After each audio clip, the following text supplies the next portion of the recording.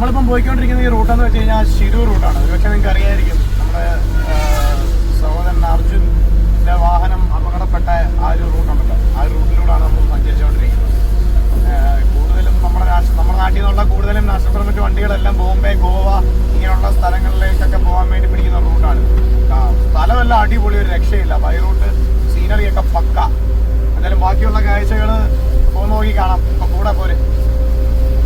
ഈ മഴയ്ക്കൊരു കുറവില്ല. നമ്മുടെ നാട്ടിലെ പോലെ തന്നെ അത്യാവശ്യം നല്ല മഴയുണ്ട്, അല്ലെങ്കിൽ നമ്മുടെ നാടിനേക്കാളിലും നല്ല മഴ ഇവിടെ കിട്ടുന്നു.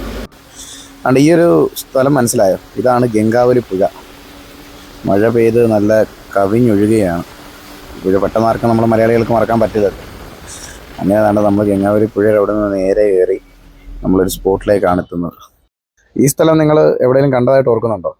ഈ സ്ഥലവും നമ്മുടെ മലയാളികൾക്ക് അത്ര പെട്ടെന്ന് മറക്കാൻ സാധ്യതയില്ലാത്തൊരു ഇടമാണ്. ഈ സ്ഥലത്ത് വെച്ചാണ് അന്ന് ആ വാഹനാപകടം ഉണ്ടായത്. ഇവിടെ മണ്ണ് മൂടി കിടക്കാണ്. ആ മണ്ണ് ഇന്നിപ്പോഴും അങ്ങനെ തന്നെ മൂടി തന്നെ കിടപ്പുണ്ട്. കാരണം മഴയും കാലാവസ്ഥയും കണ്ടില്ല. ഇപ്പം നമ്മൾ കണ്ട ഈ സ്പോട്ടിൽ വെച്ചാണ് അർജുൻ്റെ വണ്ടി